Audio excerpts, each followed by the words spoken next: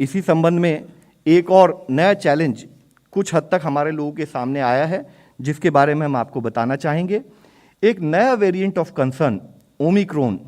जिसका technical name है B1.1.529,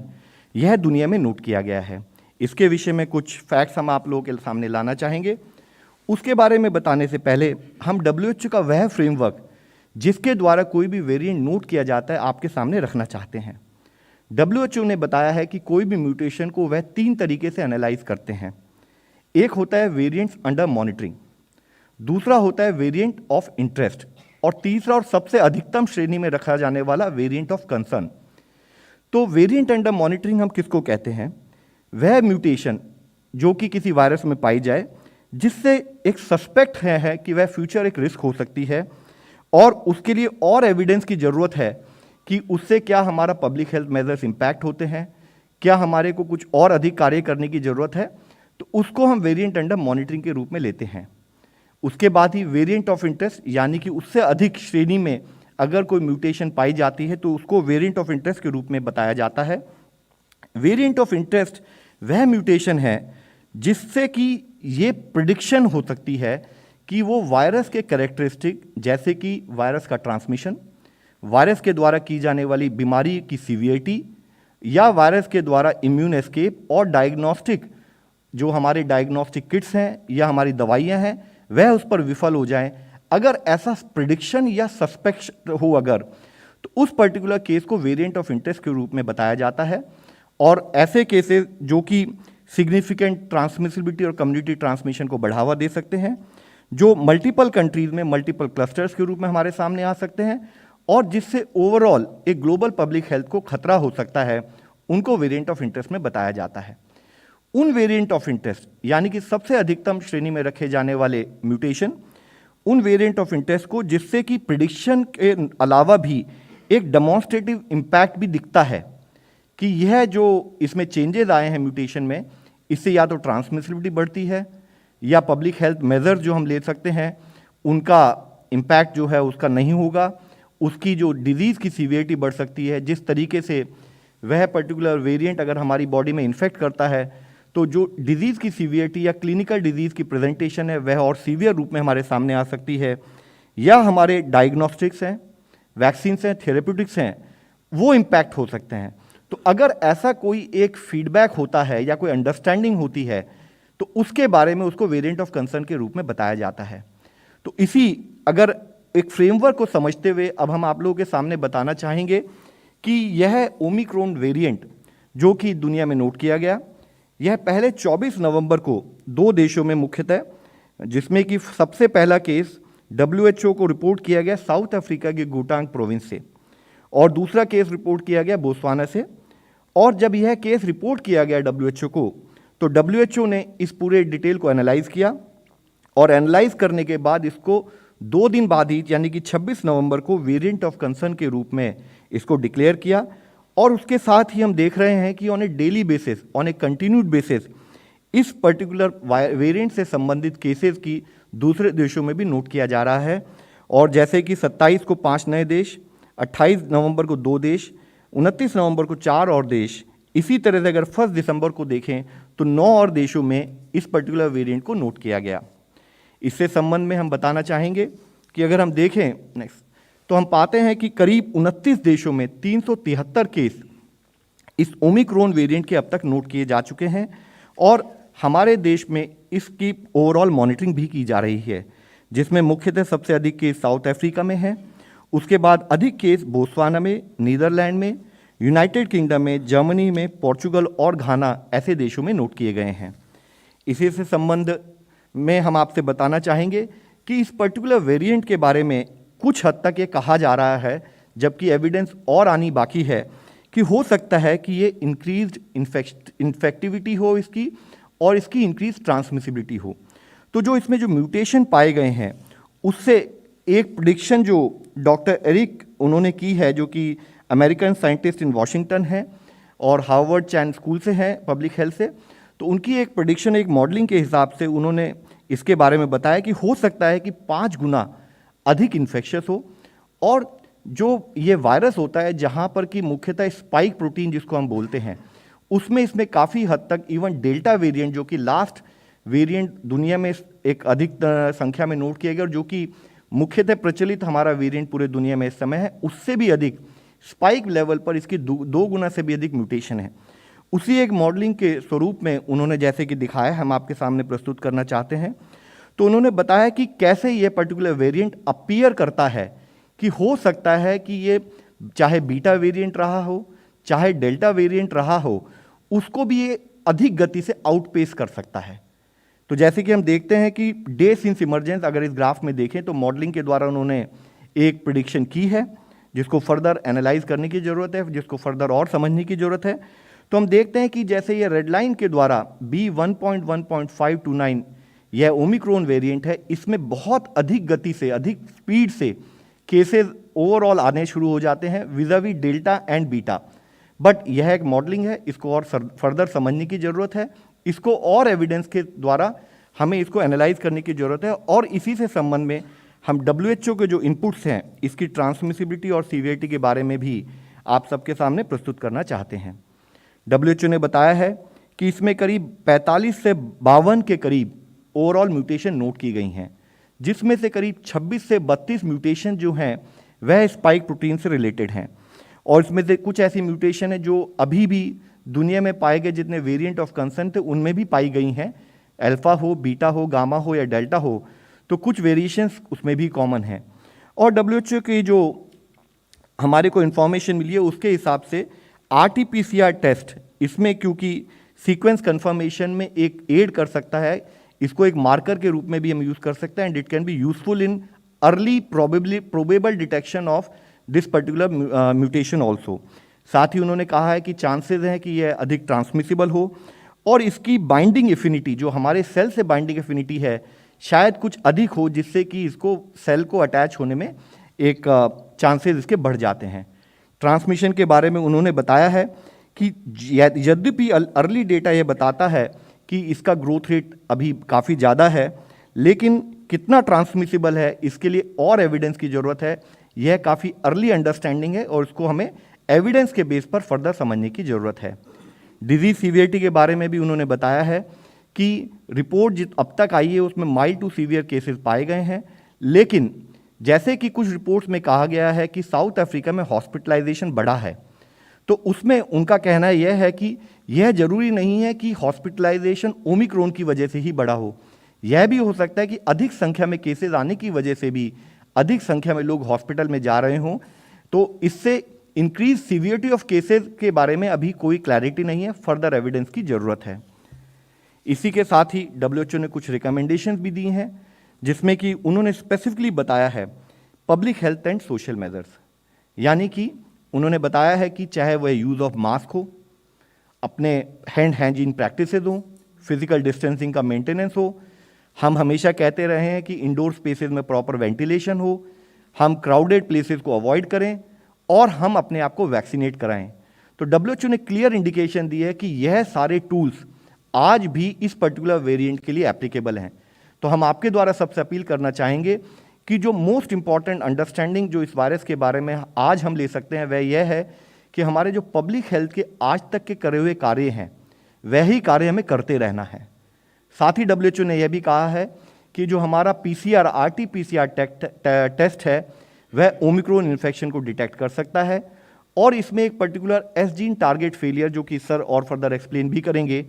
तो S gene target failure note की जाती है। तो जो 3 जीन्स के संबंधित RT-PCR टेस्ट होते हैं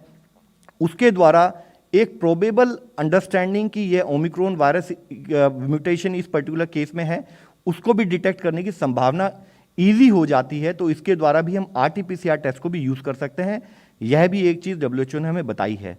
साथ ही उन्होंने कहा है कि जो हमारे क्लिनिकल मैनेजमेंट प्रोटोकॉल हैं, जो हमारी एग्जिस्टिंग दवाइयाँ हैं, वह इस पर्टिकुलर वेरिएंट के लिए अभी दे रिमेन अनचेंज, वही मेथोडोलॉजी हमें यूज़ करनी है। वैक्सीन्स के बारे में उन्होंने बताया है कि अभी इम्पैक्ट ऑन वैक्सीन्स को और एविडेंस की ज़रूरत है, जिसके बेसिस पे समझने की ज़रूरत है कि उस पर क्या इम्पैक्ट पड़ेगा। और उन्होंने कहा है कि हो सकता है कि अगर ओमिक्रॉन से कोई ब्रेक थ्रू इन्फेक्शन होते भी हों तो भी हमारे यहाँ जैसे कि एंटीबॉडी रेस्पॉन्स के साथ साथ टी सेल रिलेटेड इम्यूनिटी है, वह इम्यूनिटी इसके लिए यूज़फुल होगी। इसमें मुख्यतः जो हम आपसे रिक्वेस्ट करना चाहेंगे और आपके द्वारा सबको बताना चाहेंगे कि WHO ने एक बहुत मुख्य बात ये कही है कि वैक्सीन पे हमें ध्यान देना है, और साथ ही वैक्सीन के अलावा भी, जैसे कि माननीय प्रधानमंत्री जी ने कई बार इस विषय में कहा है कि दवाई भी कढ़ाई भी, तो उसी तरीके से use of mask, physical distancing और हैंड एंड रेस्पिरेटरी हाइजीन भी हमारे लाइफ में उतना ही इंपॉर्टेंट पार्ट प्ले करें वैक्सीनेशन के बाद भी। तो इस विषय में हम आपसे रिक्वेस्ट करना चाहेंगे कि vaccines along with vaccines all other measures have to be continued. साथ ही देश में जैसे ही हमें इस पर्टिकुलर ओमिक्रॉन वेरिएंट के बारे में खबर आई दुनिया से, तो हमने अपनी इंटरनेशनल ट्रैवल एडवाइजरी को थोड़ा और रेस्ट्रिक्ट किया और उसके बेसिस पर कार्य शुरू किया, जिसके बारे में मुख्यतः हम बताना चाहेंगे कि हमने दुनिया के सभी देशों को 2 भागों में डिवाइड किया। कंट्रीज जहां पर या तो अधिक केस आ रहे हैं या ओमिक्रॉन वेरिएंट पाया गया है, और रिमेनिंग अदर कंट्रीज। तो हमने यह डायरेक्शन इशू की है या एडवाइजरी इशू की है कि जो कंट्रीज एट रिस्क हैं वहां पर 72 घंटे से पहले वाले टेस्ट के अलावा भी अगर कोई यात्री वहां से आते हैं तो उनको कंपलसरी RT-PCR टेस्टिंग एयरपोर्ट पर करानी पड़ेगी, और अगर उनका रिजल्ट पॉजिटिव आता है तब क्लिनिकल मैनेजमेंट प्रोटोकॉल के द्वारा उनका इलाज किया जाएगा, और उसके साथ ही उनका सैंपल जीनोमिक सीक्वेंसिंग के लिए भेजा जाएगा कि कहीं उसमें ओमिक्रॉन वेरिएंट तो नहीं है। इसके साथ ही अगर उनका टेस्ट नेगेटिव आता है तो हम उनसे रिक्वेस्ट करेंगे कि वह होम क्वारंटाइन में 7 दिन रहें, और 7 दिन होम क्वारंटाइन में रहने के बाद 8वें दिन फिर से रीटेस्टिंग कराएं। इसी के साथ ही फिर अगर उनका वहाँ पर भी नेगेटिव आता है तो वायरस का इंक्यूबेशन पीरियड क्योंकि 14 दिन माना जाता है, तो हमने उनसे रिक्वेस्ट की है कि उसके बाद भी 7 दिन नेगेटिव होने के बाद भी, यानी कि पूरे 14 दिन के पीरियड के लिए वो सेल्फ मॉनिटरिंग की उस स्थिति में रहें। साथ ही वह देश जो कि एट रिस्क की कैटेगरी में आज नहीं आते, लेकिन जिस गति से यह वेरिएंट फैल रहा है या ओवरऑल यूरोप या कुछ देशों में अधिक केस नोट किए जा रहे हैं, तो हमने यह भी कहा है कि बाकी देशों से आने वाले यात्रियों को भी 2% पैसेंजर्स को हम RT-PCR टेस्टिंग के द्वारा टेस्ट करेंगे, और अगर वह नेगेटिव आते हैं तो उनको 14 दिन सेल्फ मॉनिटरिंग करनी है। यह रिवाइज्ड गाइडलाइंस हमारी 1 दिसंबर से इम्प्लीमेंटेशन में आ चुकी हैं, और अब तक अगर हम सुबह 8 बजे तक का डेटा देखें तो देश में ऐसी 37 फ्लाइट लैंड की पिछले एक दिन में, और उसमें 7,976 पैसेंजर्स आए जिनको कि RT-PCR टेस्ट एयरपोर्ट पर किया गया, और उसमें से 10 पैसेंजर्स RT-PCR पॉजिटिव थे, तो जिनका जीनोमिक सैंपल भी हमने कलेक्ट करके भेज दिया है। इस विषय में हम WHO की गाइडलाइन, WHO की जो एडवाइस है उसको भी हाईलाइट करना चाहेंगे कि WHO ने कहा है कि हम ब्लैंकेट ट्रैवल बैन ना लगाएं देश, और साथ ही कहा है कि एविडेंस बेस्ड और रिस्क बेस्ड अप्रोच के तहत हम अपने स्क्रीनिंग ऑफ पैसेंजर्स बढ़ाएं, अपनी टेस्टिंग बढ़ाएं, और क्वारंटाइन रिलेटेड अपनी जो प्रोसेस है उनको और स्ट्रेंथन करें, उसके तहत ही हम लोग कार्य कर रहे हैं। इसके साथ ही इंसाकॉक का एक नेटवर्क हमारे देश में बनाया था, जिसके तहत 37 लैब में हम लोग वेरिएंट डिटेक्ट कर रहे हैं। यहाँ हम आपसे ये बताना चाहेंगे कि पिछले कुछ माह से, अप्रैल से, देश में जो डोमिनेंट म्यूटेशन हमने देखी है वह डेल्टा वेरिएंट और AY सबलिनेज जो डेल्टा का वेरिएंट है वही है, और पिछले 24 घंटे के अंदर हमारे देश में 2 ओमिक्रॉन वेरिएंट के केस हमारे इस नेटवर्क के द्वारा डिटेक्ट किए गए हैं कर्नाटका में, जिसकी रिपोर्ट कल रात काफ़ी लेट आई थी, जिसको हम आपके सामने रखना चाहेंगे। और वह जो 2 केस हैं उनके बारे में हम बताना चाहेंगे कि उसमें से एक केस 66 साल के एक मेल हैं, दूसरा केस 46 साल के एक मेल हैं,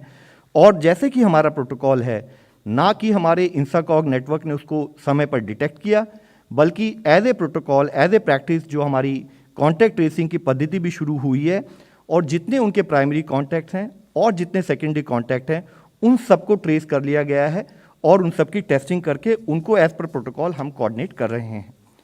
आज हम आपसे एक रिक्वेस्ट करना चाहेंगे, माननीय प्रधानमंत्री जी ने भी इस विषय में एक डिटेल्ड रिव्यू मीटिंग ली थी, उसके बाद स्टेट लेवल पर सेक्रेटरी हेल्थ ने भी उससे संबंधित सारे सेक्रेटरी हेल्थ से डिस्कस किया है। 5 विषय हमने जो फील्ड में फोकस करना है उसके बारे में चर्चा की। उसमें सबसे मुख्य विषय है इंटरनेशनल ट्रैवलर्स के बारे में, जिसमें हमने कहा है कि सारे सैंपल उनके टेस्ट हों, चाहे वो एट रिस्क कंट्री से हों, चाहे वह दूसरे देशों से हों, और साथ ही जब वह इंटरनेशनल ट्रैवलर कम्युनिटी में चले जाते हैं एयरपोर्ट से बाहर निकलकर, तब भी उनको मॉनिटरिंग कम्युनिटी लेवल पर की जाए। दूसरा विषय जो हमने स्टेट से रिक्वेस्ट की है कि कॉन्टैक्ट ट्रेसिंग ऑफ सारे पॉजिटिव पर्सन हो और उनको 14 दिन मॉनिटर किया जाए, उनके सबके sample as per norm genome sequencing के लिए भेजे जाएं, और कहीं पर भी डेली बेसिस पर मॉनिटरिंग करते हुए कहीं पर भी क्लस्टरिंग ऑफ केसेस हो तो प्रोटोकॉल के हिसाब से उसको मॉनिटर किया जाए। जरूरी है कि जब भी कभी कोई एक केस आता है, तो हमने इससे पहले भी कई बार इस विषय में बात की है कि टेस्टिंग इंफ्रास्ट्रक्चर एक बहुत इंपॉर्टेंट रोल प्ले करता है, तो उसको फर्दर स्ट्रेंथन किया जाए, इंश्योर किया जाए कि कहीं पर भी या तो हॉटस्पॉट्स आ रहे हों और अदरवाइज भी केसेस आते हों तो उनको हम अर्ली टेस्टिंग के द्वारा जल्दी पकड़ लें ताकि वह केस सीवियर में कन्वर्ट ना हो। और उसी के साथ ही RT-PCR रेशियो, जो RT-PCR पर जो हमारा फोकस है वह बना रहे, जबकि रैपिड एंटीजन टेस्ट हमारे को अर्ली डिटेक्शन में अदरवाइज भी हेल्प करेगा। इसके साथ ही हमारे लिए ज़रूरी है कि हम कंटिन्यूड बेसिस पर देश की हेल्थ इंफ्रास्ट्रक्चर को अपग्रेड करते रहें, और इसके लिए चाहे वे ICUs हों, चाहे ऑक्सीजन बेड हों, चाहे वेंटिलेटर हों, और जैसे कि ECRP-2 यानी कि इमरजेंसी कोविड रिस्पांस पैकेज 2 के तहत 23,000 करोड़ रुपए जैसे सैंक्शन हुए थे, और जिसके तहत पिछले कुछ महीनों से देश का हेल्थ इंफ्रास्ट्रक्चर फर्दर अपग्रेड किया जा रहा है स्टेट से रिक्वेस्ट करते हुए, तो उस इंफ्रास्ट्रक्चर का कार्य कंप्लीट किया जाए। हमारे जितने PSA प्लांट्स हैं वह कंप्लीट किए जाएं, उनको ऑपरेशनल स्थिति में रखा जाए। हमारा लॉजिस्टिक, चाहे वो PPEs हों, N95 मास्क हों, चाहे वे ड्रग्स हों, उन सबको कोऑर्डिनेट किया जाए। और सबसे मुख्य विषय जो कि हम आपसे भी अपील करना चाहेंगे, community sensitisation, community level awareness, तो जिसके लिए ज़रूरी है कि हम भय का वातावरण क्रिएट ना होने दें, अवेयरनेस क्रिएट करें। हम ये बताएं कि ये न्यू वेरिएंट की एविडेंस क्या है और इसके तहत हमें क्या कार्य करना है, और साथ ही हम ये इंश्योर करें कि कम्युनिटी का सपोर्ट जैसे अब तक हमें मिलता रहा है उसी के तहत वैक्सीन कवरेज को बढ़ाएं और कोविड अप्रोप्रिएट बिहेवियर को हम लोग फॉलो करते रहें। इसमें मुख्यतः जैसे कि WHO ने भी बताया है, हमारे एफर्ट्स 5 फोल्ड हैं। रिड्यूस एक्सपोजर, यानी कि हम सबसे पहले ट्रैवलर्स या सर्विलेंस के द्वारा अपने एक्सपोजर को कम करें। सप्रेस ट्रांसमिशन, यानी कि हम इन्फेक्शन को फैलने ना दें। साथ ही हम अपने वल्नरेबल कम्युनिटी के लोगों को कंटिन्यूस बेसिस पर ध्यान रखें और क्लिनिकल मैनेजमेंट प्रोटोकॉल और हेल्थ इंफ्रास्ट्रक्चर पर फोकस बनाते हुए मॉर्टेलिटी को रिड्यूस करें। और सबसे इम्पॉर्टेंट है कि हम कम्युनिटी के साथ कंटिन्यूस बेसिस पर एंगेज रहें और इंश्योर करें कि हम कम्युनिटी के सपोर्ट से आगे कार्य करते रहें। माननीय प्रधानमंत्री जी ने कई बार इस विषय में कहा है कि कोविड-19 की बैटल जन भागीदारी, जन आंदोलन की है। हमारे लिए ज़रूरी है, जब हम पिछले ऑलमोस्ट 2 साल से इस बीमारी से लड़ रहे हैं, इस पेंडेमिक से लड़ रहे हैं, इस महामारी से लड़ रहे हैं, तो कोविड अप्रोप्रिएट बिहेवियर को हम अपनी लाइफ में एक नए नॉर्मल के रूप में इस्तेमाल करें।